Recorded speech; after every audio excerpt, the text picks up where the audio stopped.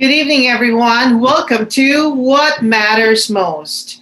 Here in episode 5, we're going to talk about the 4 gifts of love.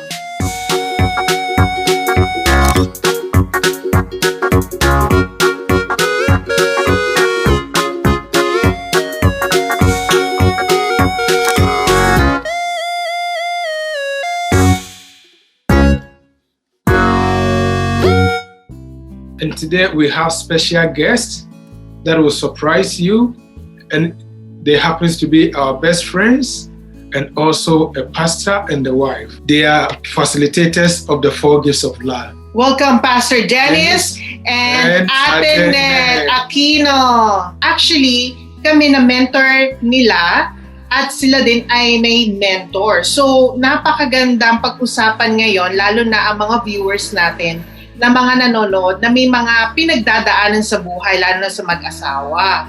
It's a great privilege to have another opportunity to sit under our wonderful facilitators' feet, the person of Pastor Dennis and Nette. So I know that viewers today will be blown away about the techniques and the skills that you learn to make your marriage a success. So watch out and see what is coming your way. So now, Pastor Dennis and Ate Nette, would you please introduce what are the 4 gifts of love?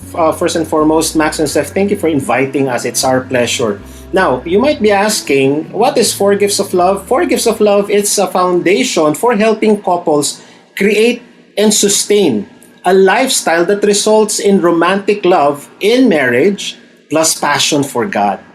Now, what are the 4 gifts? There are 4 gifts that we can give to our spouse. Number 1 is the gift of care. The gift of care is the willingness and effort to be the source of each other's happiness.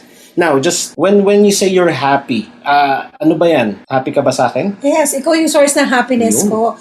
Ano ba yung care na tinatawag natin? Ito yung, meron tayong mga emotional need na pag na-meet yan, magiging happy ka. So ako, lahat ng need ko, emotional need ko, nami-meet mo, kaya happy ako. Wow. Diba?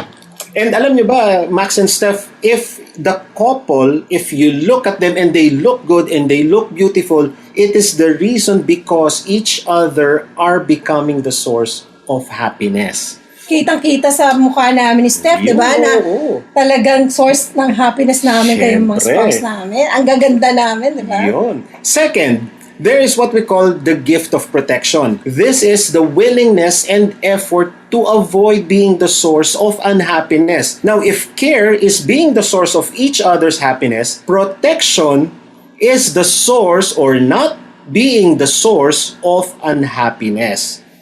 Third, Honesty. Honesty. What does it mean?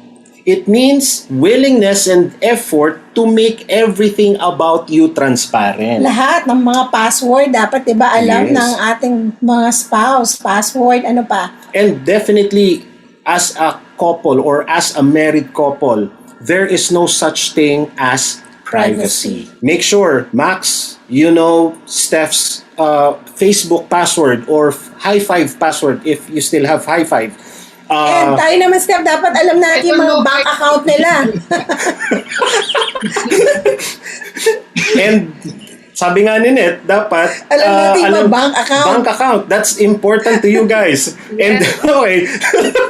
So, when it comes to honesty, it doesn't apply privacy to us. Both should know and have access. It's about radical honesty. Yes, there's no such thing as private room. There's no such thing as private. No.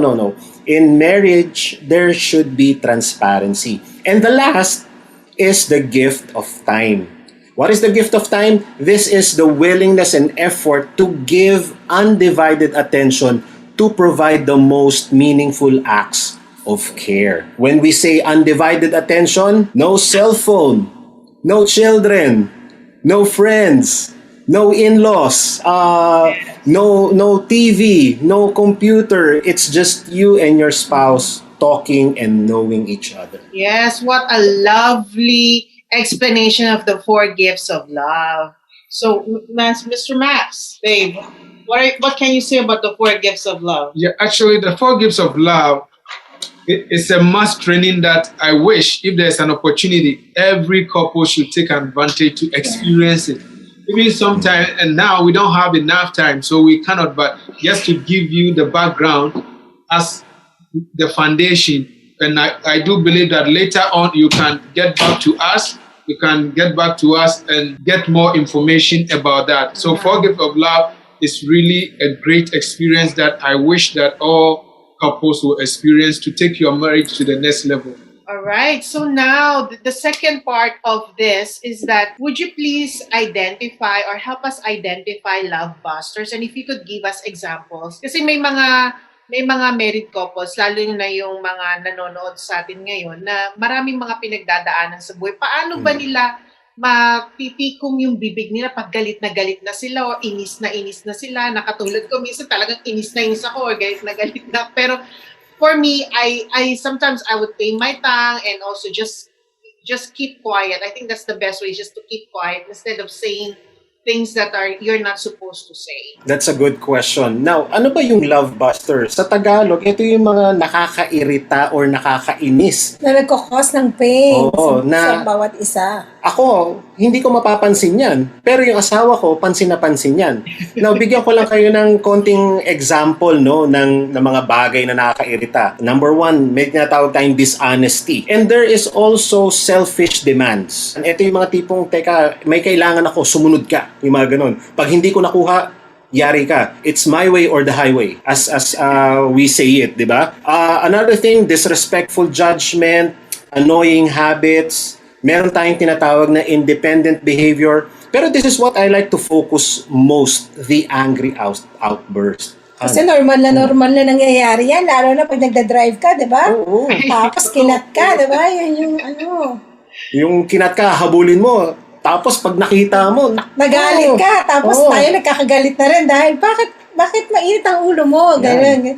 Kasi kinat ka, diba? Parang dapat maawa ka dun sa diba? Eto na yan. Angry outburst doesn't automatically kick in. Meron tayong tinatawag na stages or process. Probably eto na-experience nyo na to, yung tinatawag nating pamumula ng tenga. Or you feel there's something in you that's burning. Na kulang na lang sarsa ni Mang Tomas, di ba? Dahil kasi pulang-pula ka na Yung mga ganun So what happens is this, once you are feeling yung tinatawag nating pamumula ng tenga, you are now entering into what we call irrational phase. So probably, ito yung mga tipong kahit anong sabihin mo sa akin, tama man yan o mali, hindi kita papakinggan. I will not listen to you because what? I am now in the stage of getting mad. Now, what does it happen physiologically and psychologically and sabihin na natin physically? Number one, in our brain, there is something that we call amygdala.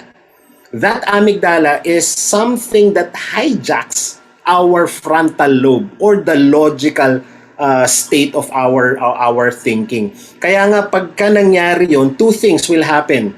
It's either you fight it or you flee away from it. Nandun na yung adrenaline mo. Talagang rushing up na yan. Kaya nga may mga whoosh feeling tapos parang akala mo in love ka pero galit na pala dun sa partner mo. So, that is what's happening physically. Physiologically, this is something that the chemicals inside your body is now kicking in. So, nagagalit ka na. So, paano natin magagawa yan, Han? Kung galit ka na. So, galit ka na. So, magta-time out ka ngayon. Sabihin mo sa kanya, yun nga yung mga, dapat alam mo din yung mga words na, honey, kasi pwede mo sabihin na, alis muna ako, hindi siya, di ba, hindi magandang pakinggan or may disrespect. Pero pag sinabi mo, honey, can I have 10 minutes time out? So, habang nag-time out ka, punta ka sa isang lugar, sa CR, or kung hindi man sa tahimik, tapos, ang gawin mo doon, diba?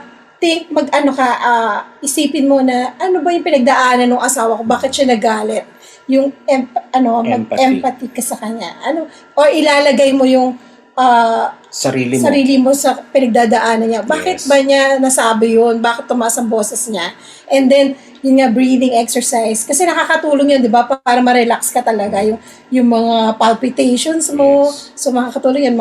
Mga 10 siguro breathing exercise, mga 1 to 10, tapos pray ka din para, diba, invite yung Holy Spirit na ma-calm ka. No. And then, pag ready ka na, balik ka na sa husband mo, and ngayon pag-usapan mo, honey, I'd love it if, or honey, sana, mas gusto ko sana na tumawag ka rather than na late ka, na hindi ko alam. So, pag-uusapan niyo ng maayos. Now, for the time out, no, ano ba to? Bigla ka na lang pipito.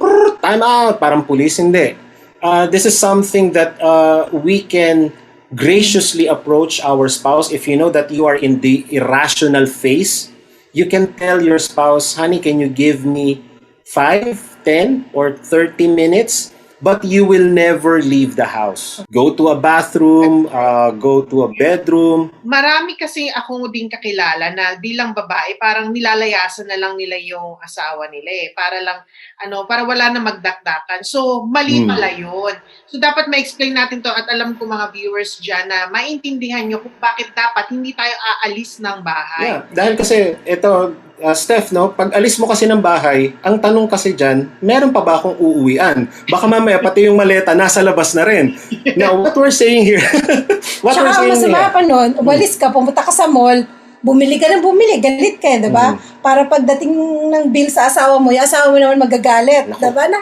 Para napagastos ka lang di oras. We're saying this because, again, sabi nga ni Nette kanina, you have to empathize. You don't sympathize with your spouse. Why? Because you're putting yourself into that person's shoes. You're thinking, bakit ba nag-react si husband ng ganito? Bakit ba siya nagalit nung sinabi ko to? Probably you wanted something na hindi mo nakuha, nagkaroon ng reaction doon sa action mo. So what we're going to do right now is to stay in a very, not secluded, but a quiet place wherein you can think and at the same time do the breathing exercise. What happens, this is the magic of it. What happens when you do the breathing exercise, simple as inhale, exhale. Inhale, exhale. It happens to relax the amygdala.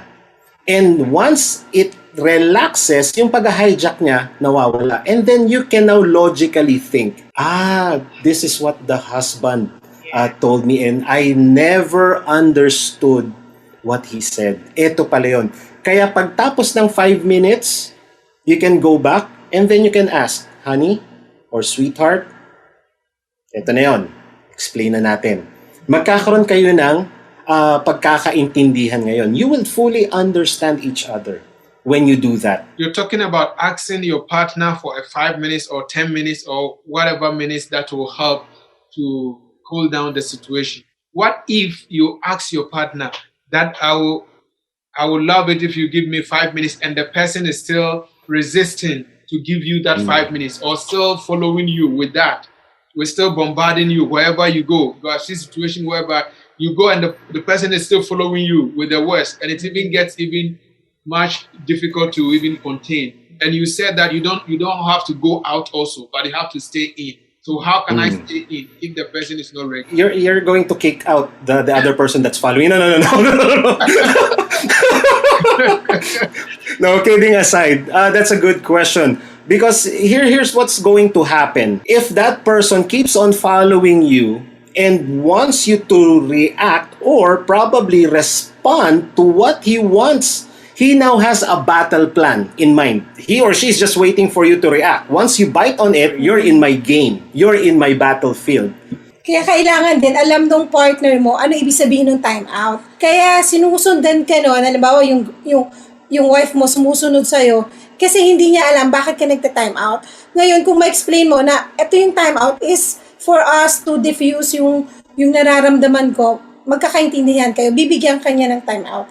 Kasi kung hindi niya alam, talagang susundan ka niyan. Kasi nag-aamon niya ng away eh. So, it's very important that one of you should diffuse the situation by asking that person in a very gracious way, loving way, sweetheart, can you give me this 5 minutes so I can think clearly? That will diffuse. And both partners will now have the tendency to think and, just like what we said, empathize. Oh, I think I'm shouting at my spouse right now. If you allow that emotion, be very careful on what we call emotional climate. If both are high and both of you would go head on, nothing will be accomplished. There is no win-win situation because one will enforce the value, his belief, everything. He will enforce it until he wins the battle. It is not who wins the argument. It is the one who really says, let me listen and see that perspective. What is my wife or my husband saying? And that needs to be diffused. And time out is the most important thing. One thing that I've learned also is that sharing a love buster is that, you know, the statements, I'm bothered when you, and then tell the specific behavior. Or I'd love it if you could, then I will tell the specific desired behavior. Or I need you to tell me the specific behavior. So, yung pagta-time out, maganda din yan kasi inhale, exhale, and then maiisip mo, paano ko ba sasabihin to ng maayos? Yun yung talagang nag-impact din sa akin. Although I'm not perfect, but I'm saying this in a nicer way to my husband. Kasi, pwedeng araw-araw kayo mag-initahan sa mga couples na nanonood ngayon. Pwedeng may mga pinag-ugatan na nakakainis talaga or nakakairita na. Pero ang pinakamaganda dito is you have to tell it nicely. Kasi it's words word war ang nangyayari. Kaya iba po dito sa atin tayo, kumbaga ang nakakasakit talaga is yung salita. Salita lalo na paggaling sa asawa. Yeah, so thank you so much, Pastor Dennis. Do you want to share something? Yeah, I would like to just pinpoint on the diffusing aspect. It's something that is very, very important. And I like it when you said that the key is that there has to be a win-win situation. It's not that, okay, at the end of the day, if I'm right and you are wrong, and so who benefits? Or if you are right and I'm wrong, at the end of the day, who benefits? Nobody benefits. But we just want a win-win situation. So the key there that I like about what you said is that at least one of us should be the diffuser. It doesn't matter your level of the gravity of anger that you have, one should try as much as possible to control him or herself so that there will be peace at home. And even later on, try to say that this day what happened honestly because of A, B, C, or D, I wasn't happy. Naku, ang dami. Alam ko, mga nanonood ng What Matters Most program, may mga nabitin dyan. Pero ibibigay ko sa inyo, Pastor Dennis and Ate Nette, kayo na po ang bahala. I-invite niyo po sila. Paano ba sila makakasali dito sa marriage class na to? Alright, so for those of you who are interested to join this class, you can go to our website, forgiftsoflove.org. And you can actually scroll and see what are the things, especially for a married couple. Again, once you enrolled in this class, this is not a therapy, but this is for educational purpose. And don't ever think na mag-enroll ako dahil kasi mababago siya. No. What we want you to understand is ako, hindi siya. What can I do to make this relationship better? So for those of you who are interested again, just go to our website, forgiftsoflove.org. Diba, importante sa atin talaga yung marriage na, so bakit hindi tayo mag-invest kung sa pag-aaral nga, diba, ilang taon tayo gumugugol ng 4 years. So what more itong importanteng relasyon natin sa ating asawa? 8 weeks lang to, so it is, kumbaga, worth it to invest. And siguro a final thought for your viewers is that your marriage, if you look at it, especially when it comes to our children, your marriage, our marriage will always be our children's blueprint. Whether you like it or not, down the road, your children, the way they see you care, protect, and be honest and spend time together, that is the foundation that you build to your children. If they see something that's not right before you, whether you like it or not, in the future, they will still copy that because it was already in their blueprint. Isa sa pinakamagandang maipapamana natin sa ating mga anak at yung ating marriage, diba? And part of that, leaving that kind of marriage will also leave a kind of legacy to our children. Yes, definitely. And for us also, we realize that making negotiations you have to make it pleasant and safe for the boys. Alright, so thank you so Salamat, much. Steph and Max, for Yes. inviting us. Much, we've learned a lot. For all the viewers out there, see you next episode. Bye-bye. God bless. God bless. God bless you.